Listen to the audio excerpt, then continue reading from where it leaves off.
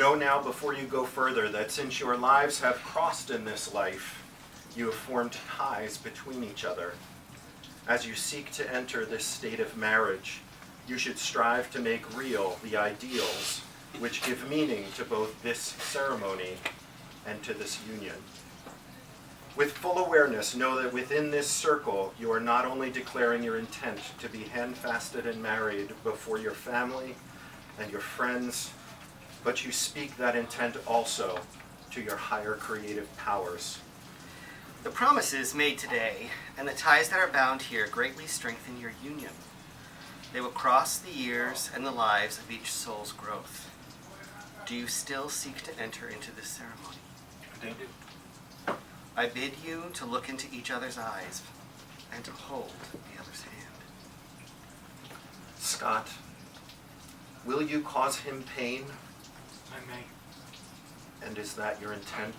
No. Eric, will you cause him pain? I may. Is that your intent? No. Will you both share each other's pain and seek to ease it? I will. And so the binding is made.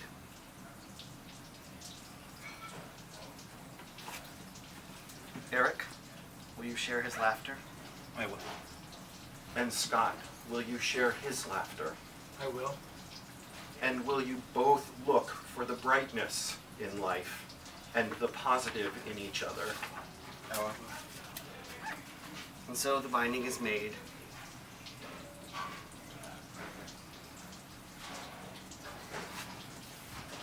Eric, will you burden him? I may. Is that your intent? No. And Scott, will you burden him? I may. And is that your intent? No. Will you both share the burdens of each spirit so that you may grow in this union? We will. And so the binding is made.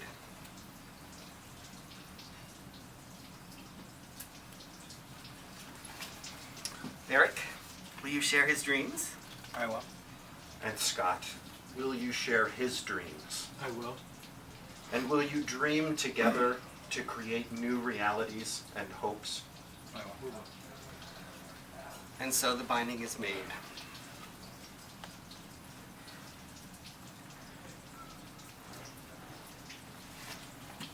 Scott, will you cause him anger? Most likely. And is that your intent? No. And Eric, will you cause him anger? Oh yeah. Is that your intent? No. Will you both take the heat of anger and use it to temper and to strengthen this union? Well. And so the binding is made.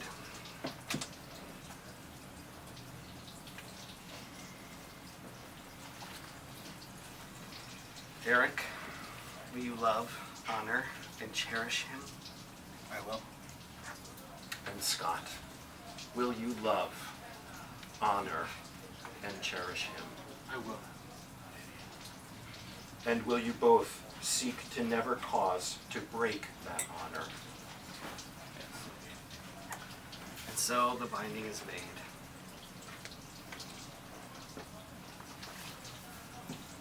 The knots of this binding are not formed by these cords, but instead by your vows. Either of you can drop the cords, for as always, you hold in your own hands the making or the breaking of this union. And now your vows. Eric. Some relationships seem like fairy tales, full of magic and adventure. Others are more like romantic comedy, where all obstacles are overcome and happily ever after is implied, without all the help of supernatural forces, but with good humor. You tell me I'm not very funny, and I know I'm no hero from a fairy tale, no brave knight or Prince Charming. And I'm not a romantic. I needed you to keep pointing your eyes downward when I needed to be reminded that I needed to be on bended knee to propose to you. Our relationship couldn't be more real. We've been through a lot in the last 10 plus years. We've experienced some truly joyous moments together, and some heartbreaking and terrifying ones as well. Just last month, while you were recovering from dystonic episodes, we watched the series finale of Desperate Housewives. And in one brilliant sequence, they showed Vanessa Williams' character getting married, and Susan's daughter giving birth, and Mrs. McCloskey passing away, surrounded by her loved ones. All while Johnny Mathis sang Wonderful, Wonderful. The greatest highs and lows of life there in a 3-minute montage.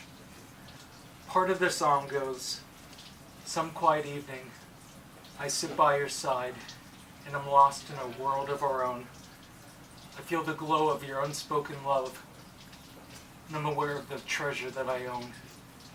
And I say to myself, it's a wonderful, wonderful, oh so wonderful, my love." It was a really beautiful sequence, but that's not what made me cry when we watched it.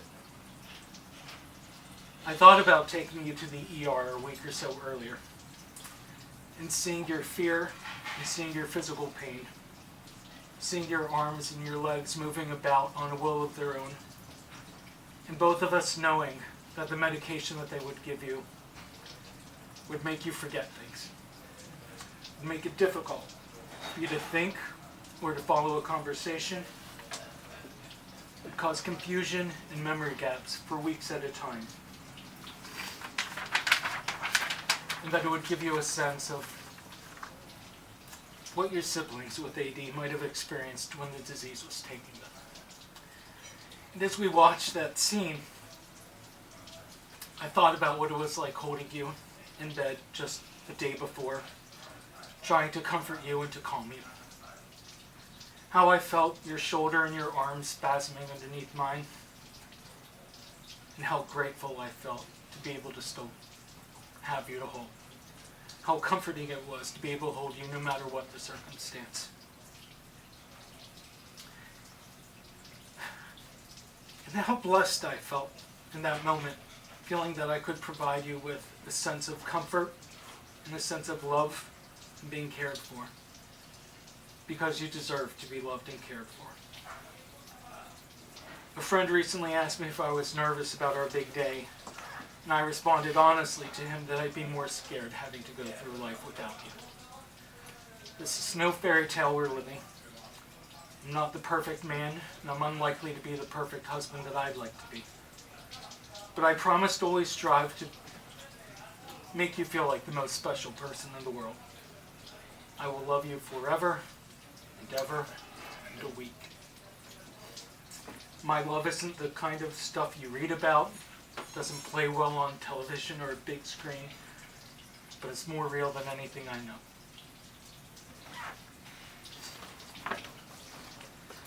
And Eric Evan Noonan, it is oh so wonderful, my love. You grab it.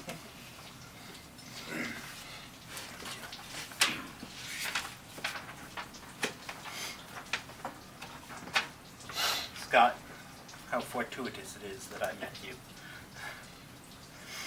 The gratitude I have for the last 12 years of being with you is beyond words. During those years, you have helped me grow. You have helped me make me a better person and a better man. You have brought me many joys, and you have carried me through some very dark times in my life, and you stood by me. You held me up when I felt I could not go on any further, and you held me when I cried, and you cried with me. Over the years, you have given me so many gifts, I can only hope that I can return them to you. As we start on this journey for the rest of our lives, I wish for you smiles when sadness intrudes, and rainbows define beauty. Comfort when in your home, and laughter to warm your soul. And hugs when your heart is heavy, and friendship to share that with. Confidence when you doubt, and patience to accept the truth. tolerance when you are at wit's end, and the courage to follow your dreams. Beauty when you see yourself, and courage to know yourself. Above all, I wish to give you love to complete your life. I vow to love you and care for you as long as we both shall live. I take with you all your faults and your strength as I offer myself to you with all my faults and strengths. I will help you when you need help, and I will turn to you when I need help. I choose you as the person to whom I want to spend the rest of my life with. I promise you this from my heart for all the days of my life.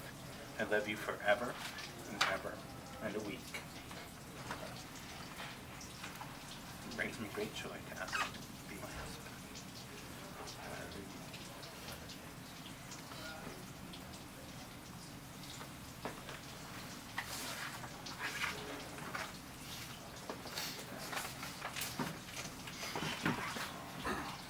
Towards the end of Les Miserables, Fantine reminds Jean Valjean of a truth that once was spoken.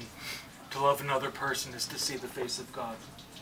I believe there's a lot of love in the room here today, and I believe that God is here. So although this is a civil ceremony, I would like to conclude our service with the Jewish tradition that customarily ends a wedding, and that is the breaking of glass. First, I want to take a moment just to explain what it means in general and what it means to me. The custom of breaking of glass is based on an event in the Talmud in which Mar is hosting a wedding for his son. And when he sees the guests are becoming overly joyful, he takes an expensive glass and he shatters it in front of all of the guests, thereby tempering their joy. There are two basic reasons for this.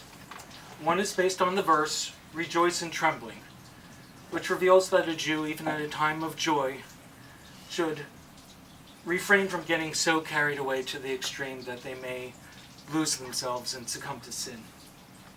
Another reason is to call to mind the destruction of the Second Temple of Jerusalem in 70 CE and the subsequent sufferings of the Jewish people. This is based on the verse, "I shall elevate Jerusalem above my greatest of joys."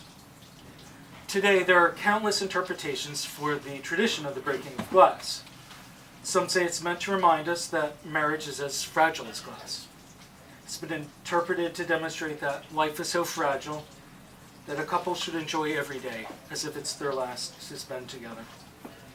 And another interpretation is that a married couple are soulmates, that they were one in spirit, separated by bodies, and that their union is really a reuniting of a whole. That without the violent shattering, that we couldn't know the joy of coming back together. For me, the tradition of breaking glass is also a reminder of compassion and of the importance of our connectedness to each other.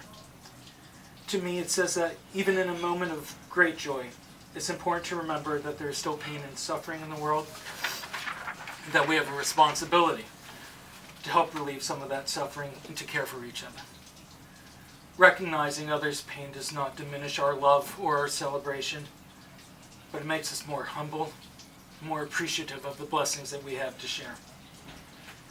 I break a glass because our joy, no matter how great, will not cure cancer or Alzheimer's disease. It will not restore an ailing kidney or a broken heart. But we can be there for one another. We can support and care for